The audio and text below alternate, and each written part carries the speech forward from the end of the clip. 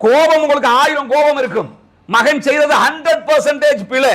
அந்த பிழையை சரி என்று சொல்வதற்கு வழியே இருக்காது. ஆனால் அன்பாக பேசி அதை சொல்ல வேண்டும், அழகாக பேசி அதை சொல்ல வேண்டும். லுக்மான் என்கிற ஒரு நபர், அவர் தன்னுடைய மகனுக்கு ஒரு உபதேசம் செய்தார். அந்த உபதேசத்திலே இதையெல்லாம் சொன்னார்.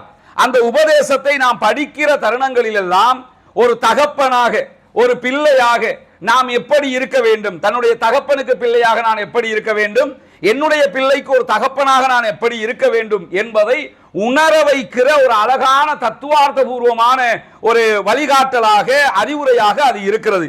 இதை பற்றி பேச ஆரம்பிக்கிற அல்லாஹு தஆலா திருமறை குர்ஆன்ல என்ன சொல்றான்னு கேட்டா, வைது கால லுக்மானுல் இப்னிஹி, லுக்மான் தன்னுடைய மகனுக்கு தகவல்களை, அறிவுரைகளை சொல்ல ஆரம்பிக்கிற போது, வஹுவ யஅலுஹு, அவர் என்ன பண்றாருன்னு கேட்டா, மகனுக்கு ரொம்ப நேர்த்தியாக இந்த தகவல்களை சொல்ல ஆரம்பிக்கிறார். சொல்ல ஆரம்பிக்கும் போது என்னன்னா, யா புனைய லா துஷ்ரிக் பில்லா, ஒரு உபதேசத்தை பண்றாரு. முதலாவது உபதேசம் என்னன்னு கேட்டா, யா புனைய லா துஷ்ரிக் பில்லா, எனது அருமை மகனே, நீ இறைவனுக்கு இணை வைத்து விடாதே.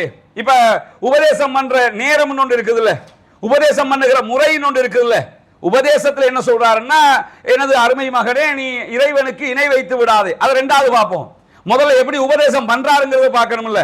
நம்ம அறிவுரை சொல்லுவோம், அறிவுரை சொல்லுவது எப்படி, அந்த அறிவுரை சொல்லுகிற மெத்தட்ல தான் அவன் ஏத்துக்கிறதும் ஏத்துக்காம போறதும். ஒருத்தனுக்கு ரசூலுல்லாஹி ஸல்லல்லாஹு அலைஹி வஸல்லம் அவர்கள் இந்த இஸ்லாமிய மார்க்கத்தை பிரச்சாரம் செய்கிற போது மக்களுக்கு மத்தியிலே ரசூலுல்லாஹ் எப்படி பேசப்பட்டார்கள், ரசூலுல்லாஹ்வுடைய ஆரம்ப வாழ்க்கை அழகாக இருக்கிறது, நேர்த்தியாக இருக்கிறது, ஒழுக்கமாக இருக்கிறது, பார்க்கிறவர்களை கவர்கிற விதமாக இருக்கிறது, நேர்மையாளராக பார்க்கப்படுகிறார், உண்மையாளராக பார்க்கப்படுகிறார். எந்த ஒரு குற்றச்சாட்டும் ரசூலுல்லாஹ் மேல இல்ல. நேர வந்து நின்று என்னிடத்தில் எனக்கு இறைவனிடமிருந்து தகவல் வருகிறது என்று சொல்கிறார்கள். அப்படி சொல்லி கூட அந்த சமூகம் ஏற்றுக்கொள்ளவில்லை. ஒரு சில பேர் தானே ஏத்துக்க ஆரம்பிச்சாங்க. ரசூலுல்லாஹ் மேல எந்த எலிகேஷன் ஆவது இருந்ததா, நீங்க எல்லாம் வந்து பேசலாமா, நீங்க எல்லாம் பெரிய உத்தமரா, நீங்களா ரொம்ப நல்லவரா, இப்படி கேட்கிற விதமாக ரசூலுல்லாஹ்வுக்கு எலிகேஷன் இருந்ததான்னு கேட்டா அப்படியான எந்த விமர்சனமும் இல்லை.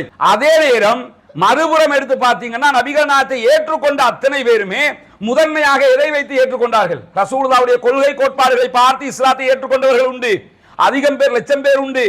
அவர்களுடைய நடத்தையை பார்க்கிறார்கள்.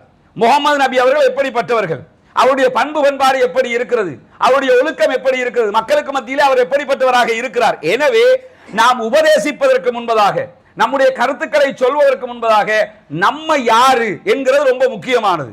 அது குழந்தைக்கு உபதேசம் பண்ணாலும் சரி, அல்லது ஒரு சாதாரண ஒரு மனிதருக்கு உபதேசம் பண்ணாலும் சரி, யாருக்காகவே பயான் பண்ணினாலும் சரி, நம்முடைய நடத்தை, நம்முடைய செயல்பாடு எப்படி இருக்கிறது, அதை இந்த வரலாற்றில் நம்ம முதன்மையாக படிக்க வேண்டி இருக்கிறது. ஏன்னா